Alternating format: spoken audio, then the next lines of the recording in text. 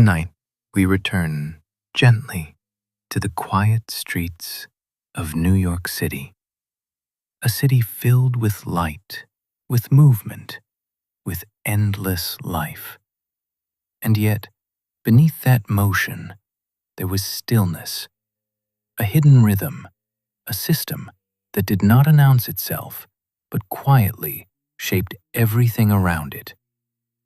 In the early decades of the 20th century, the city breathed differently. Street lamps glowed in soft amber tones, casting long shadows along narrow sidewalks. Cars passed slowly, their engines humming like distant waves. Voices drifted through the air, blending languages, blending stories. And among all of this, something else existed. Something quieter, something organized. People arrived daily, crossing oceans, leaving behind familiar homes, and stepping into something unknown. Many came from Italy, bringing traditions, values, and deep connections to family. They settled into neighborhoods where the streets felt familiar again, where language, food, and customs offered comfort. And slowly, within these communities, trust began to form. Trust is a quiet thing. It grows slowly, through shared experiences, through understanding, through time. And in these neighborhoods, trust became something more. It became organization. Small groups formed, not loudly, not officially, but steadily. At first, they were simple, helping one another, solving problems quietly, maintaining order where formal systems felt distant. But over time, these groups began to evolve. They were no longer just groups. They became families, not always connected by blood, but by loyalty, by shared understanding, by a quiet agreement to stand together. And as these families grew, so did their influence. Not suddenly, but gradually, like the slow rise of the tide. Before structure, there was uncertainty. Different groups, different leaders, different ideas. Sometimes they worked together. Sometimes they did not. And this created tension. Not constant, but present. A quiet instability beneath the surface. Then, one man began to imagine something different. Charles Lucky Luciano. He did not see strength in chaos. He saw strength in order, in cooperation, in structure. He believed that if power was organized, it could last longer, move smoother, remain quieter. And so, after a time of internal struggle, a new system began to take shape. Not announced, not written publicly, but understood. Instead of many competing groups, there would be a few, clearly defined. 5 in total, each responsible for its own area, each operating independently, yet connected. These would come to be known as the 5 families. The Genovese crime family, the Gambino crime family, the Lucchese crime family, the Bonanno crime family, and the Colombo crime family.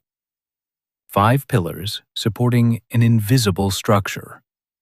Each family distinct, yet part of something larger. At the top of each family was a boss, not a public figure, not a politician, but someone whose voice carried weight. Decisions were made carefully, not rushed, not emotional, measured. Below the boss, there were layers.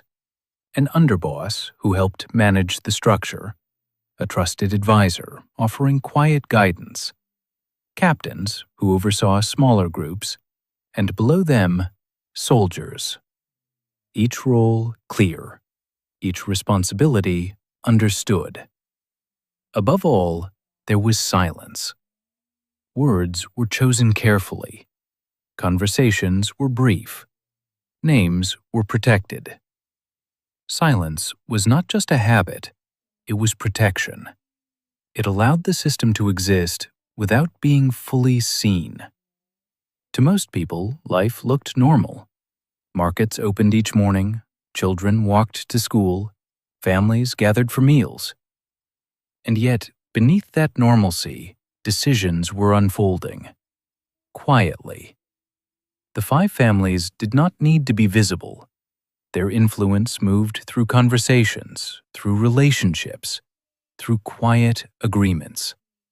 Nothing loud, nothing obvious, just presence. To maintain balance, a council was formed, a place where leaders could meet, discuss, and resolve issues. This was known as the Commission. Guided in part by Lucky Luciano, it functioned like a quiet boardroom. Disagreements were handled calmly, decisions reached collectively. Nothing in this world moved quickly. Everything was deliberate, careful, Adjusting, adapting, continuing, but no system remains unchanged forever. Slowly, almost imperceptibly, attention began to shift. Outside forces began to notice patterns, connections, structures. Investigations did not begin loudly. They began quietly, listening, watching, learning. The same silence that had once protected the system would eventually begin to reveal it. But that change came slowly, gently, over time. And so tonight, as you rest, imagine the soft glow of streetlights, the quiet hum of a distant car, the calm rhythm of a city that once held a hidden structure moving silently beneath its surface. The five families, not loud, not visible, but present, like a quiet echo in the history of New York City, fading gently into the night.